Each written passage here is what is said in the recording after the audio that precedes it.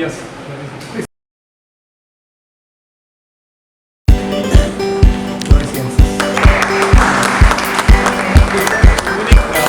Unique example of late survival of earliest human ancestor in Southeast Asia.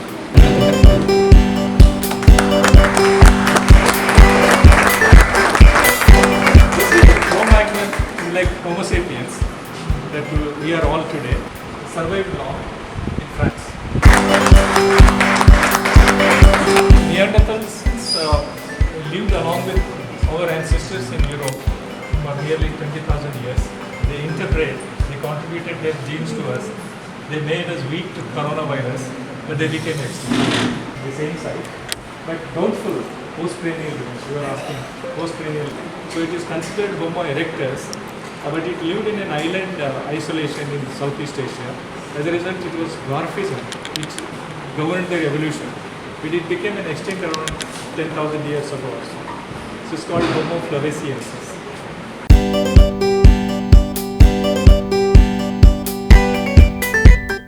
I was speaking to Amlan sir the other day, our deputy commissioner, around 10 years back he was here, and I was surprised that he still remembers, and he was telling me that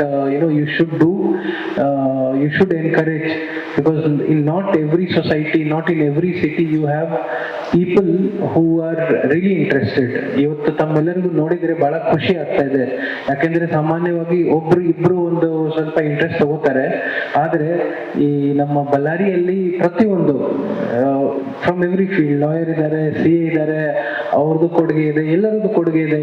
ನಮ್ಮ every section of the society comes forward and be parts of this. That is why we are having this wonderful museum. I hope that professor's plan of developing Sanganakallu as one of the international archeological site, not only for a tourist perspective but more so from knowledge perspective. ಇವತ್ತು ತಾವೆಲ್ಲರೂ students ಅಲ್ಲಿ ಬಂದಿದ್ದೀರಿ. ಸಾಮಾನ್ಯವಾಗಿ ನಮ್ಗೆ ಏನಾದರೂ career option ಕೇಳಿದ್ರೆ engineer, medical, doctor ಅಂತವೆಲ್ಲ ನಾವು think ಮಾಡ್ತೀವಿ. ಆಫ್ ದ ಬೀಟ್ ಯಾವಾಗಲೂ ನಾವು ಹೋಗಲ್ಲ. ಆದರೆ ಯಾವುದೇ ವಿಷಯ ಆಗಲಿ, ಯಾವುದೇ ಸಬ್ಜೆಕ್ಟ್ ಇರಲಿ, ನಿಮ್ಮ ಇಷ್ಟ ಏನಿದೆ, ನಿಮ್ಮ interest, your interest should determine your future prospect. ಈಗ ಪ್ರೊಫೆಸರ್ ಅವ್ರಿಗೆ ಬಹುಶಃ ಅವರು ಚಿಕ್ಕ ವಯಸ್ಸಿನಲ್ಲಿ ಇಂಜಿನಿಯರಿಂಗ್ ಮಾಡಬೇಕು ಅಥವಾ ಮೆಡಿಕಲ್ ಮಾಡಬೇಕು ಅಂತ ಯಾರು ಕೇಳಿಲ್ಲ. ಅವ್ರವ್ರ ಇಷ್ಟದಿಂದನೇ ಇಷ್ಟೆಲ್ಲ ಮುಂದೆ ಬಂದಿದ್ದಾರೆ. ಹಾಗಾಗಿ it is like a lesson to all of us that if we follow our passion then you will be the best in the field. So ಈ ಮಾತಿಂದ ನಾನು ತಮ್ಮೆಲ್ಲರಿಗೂ ಮತ್ತೊಮ್ಮೆ ಈ ಒಂದು ಶುಭಾಶಯದ ಶುಭಾಶಯಗಳನ್ನು ಹೇಳಿ ನನ್ನ ಮಾತನ್ನು ಮುಗಿಸ್ತೇನೆ. Thank you.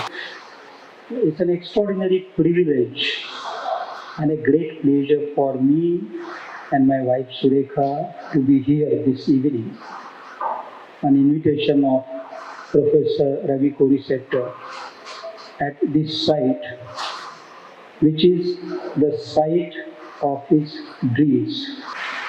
Shakespeare at one place has said that it is poets, philosophers and lunatics, poets, philosophers and madmen whose eyes roll from earth to heaven and from heaven to earth, and they see things where there is empty nothing and dream of impossible things, of wild imagination. Dreams of wild imagination become possible if there is a lunatic like him to change it. A sane person works one's entire life, saves something for children, retires happily and does nothing. The world has changed only because of passionate mad people who are mad after a dream. And it's very rare to have such persons among us.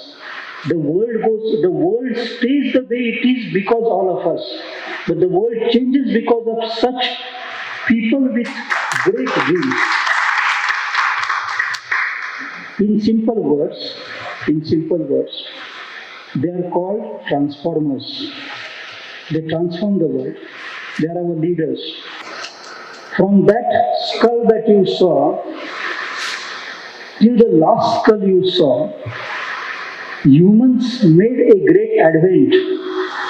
They went forth,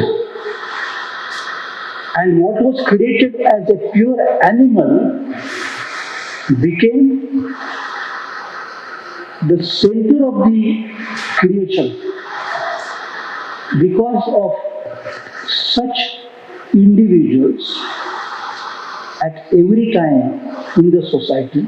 So Ravi is a great intellectual leader, not just for Bellary.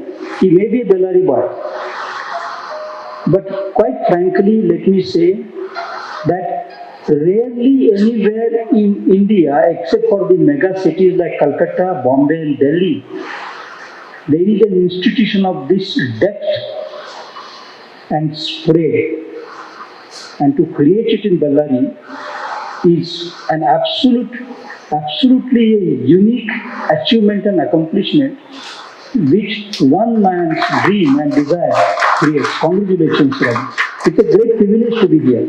It's a great privilege to be here. And it's a moving sight. I feel deeply moved by what I saw.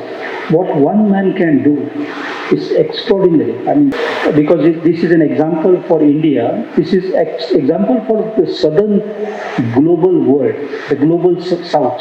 This is for Mexico, for Africa, for East Asia, for India, South Asia, Middle East. This is an example.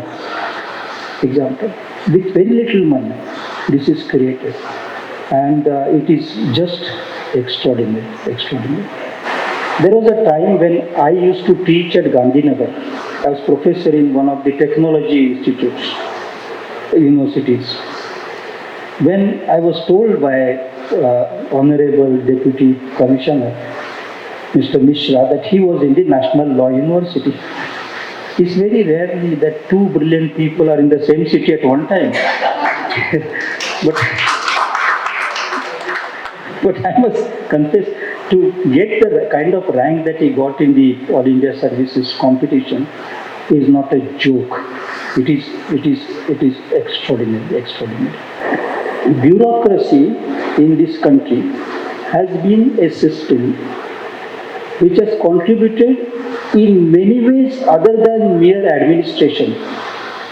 The best example is the man after whom this unique institution is named. Robert Foote was sent to India as an administrator. He was not sent here as an archaeologist. In any case, there are very few administrators who are also archaeologists. You are one of those. A very unique case. But administrators in this country, and I am not thinking of independent India and colonial India, I am thinking of this system of administration that was created in 1860s, and in many ways it continues in our time as a part of our constitutional part of our independent India. So much knowledge is contributed by these persons. I can give many examples. But the most famous example is in Calcutta. A young judge came. He was only 24-year-old when he landed there. He had studied some Persian. He was a learned young man. This is end of the 18th century. Not 20th century, not 19th century, end of the 18th century. And then he set up a small group with about 12 to 14 persons, not more than that. It was called the Asiatic Society in Calcutta. And he proposed to that group in the second annual meeting, maybe third annual meeting if I'm not wrong, but perhaps it's the second annual meeting and second anniversary lecture. His name was William Jones.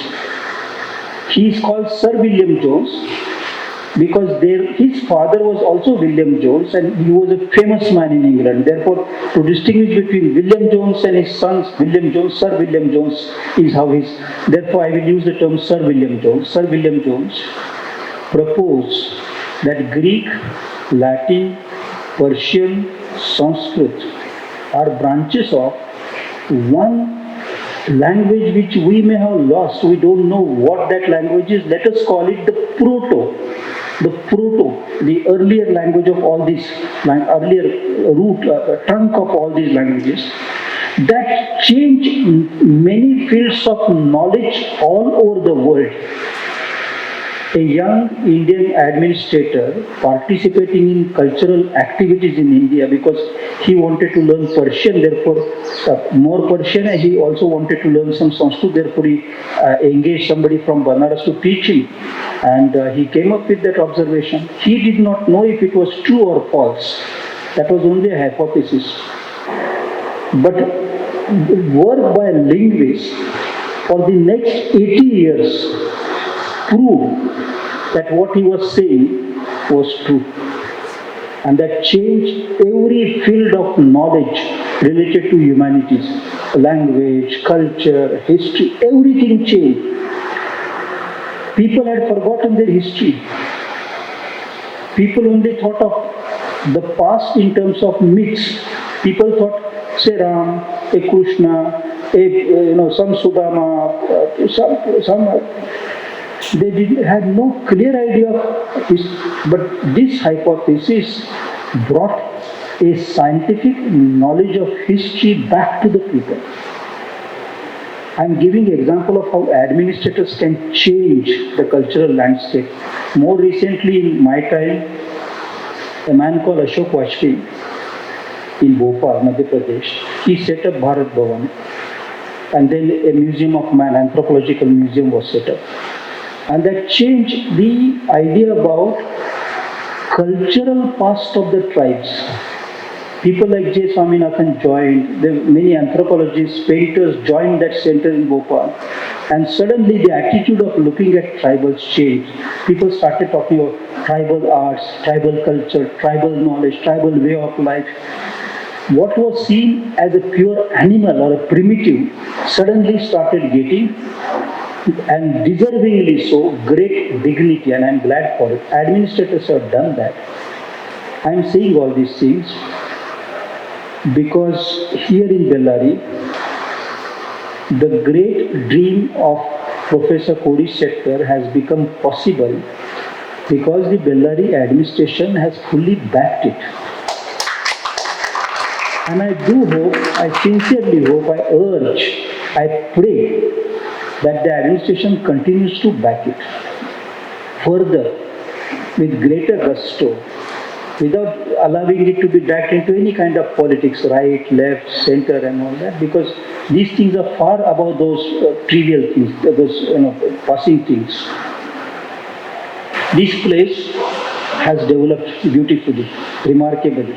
As it is, it can leave a lasting impression on anybody who visits it. Yet, it still needs many more things. It needs touch screens. It needs a lot of digital wear. It needs audio, but more than that, it needs a batch, a good group of young researchers who can go out from here, all over Karnataka, not just Karnataka, but all over what used to be the older Deccan, all over the south. Including it is the South India which has fortunately been blessed by the closeness to the seas.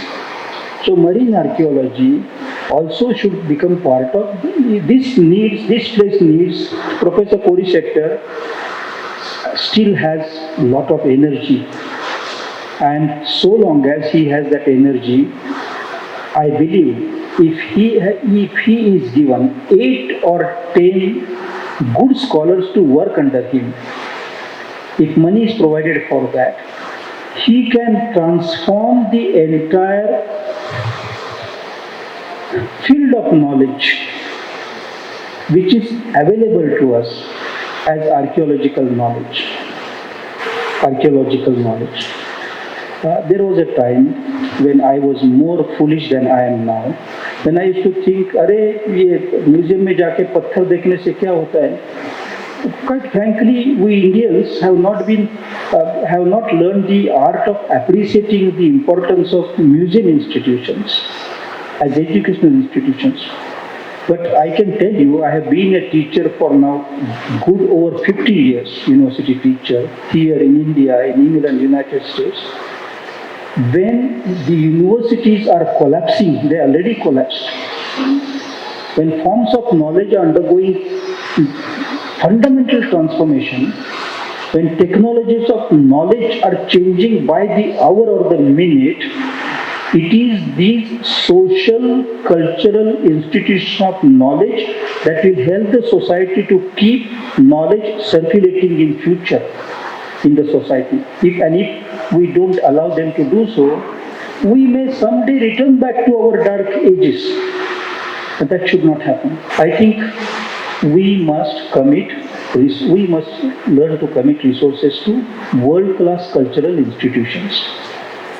If Bellary, I am very happy that some of the very best minds of Bellary are present here, from chartered accountancy, from medicine, from law, from culture, and so on, from journalism, media. If Bellary dreams collectively to make this place world-class, it is possible to do so. I will conclude. When Professor Korishettar showed me how he has preserved and documented Paleolithic tools, both my wife and I instantly said, this is just an hour ago. Both of us said, there was at one time we visited the Institute of Architecture of University of London, which is the best place, Institute of Archaeology, University of London, where Professor Dorian Fuller, whose essay is in that book also, he's working. We visited his place. He's working on seeds, food, and archaeobiology, yes. He has every sample from everywhere in the world, but he has the resources. Of course, he has the desire and the skills, training. But the way he has documented them, and the scientific rigor with which Professor Korishettar has documented his finds, 40,000, isn't it? That's what you said. 40,000 is no joke. It's no, we celebrate Sachin, what is his name, our player, Sachin Tendulkar, scoring 100 hundreds. This is more than 100 hundreds.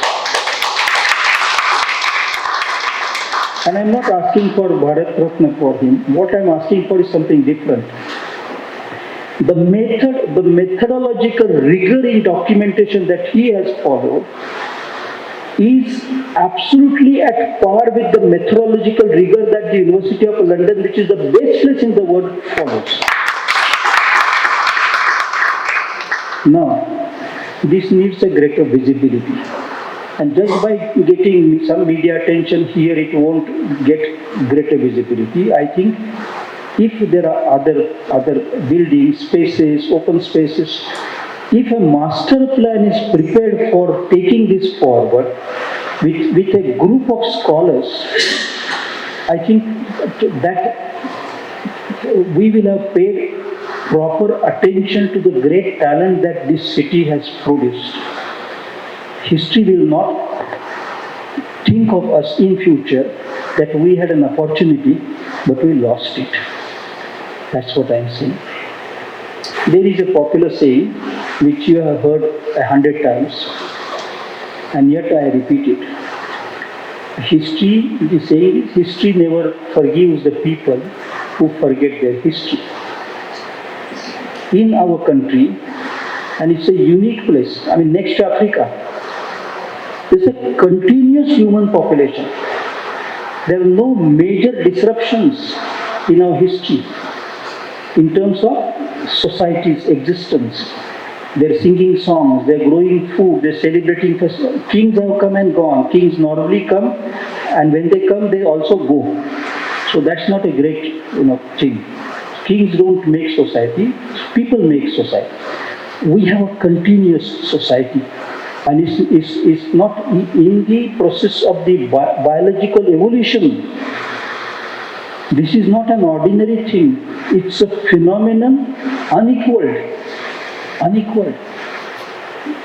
I think if we do not look at our past with a scientific objectivity, who else will do it? If we do not look at our past with scientific objectivity, perhaps some con men will come and tell you this is how your past was, and you'll have to sit there clapping or watching the videos.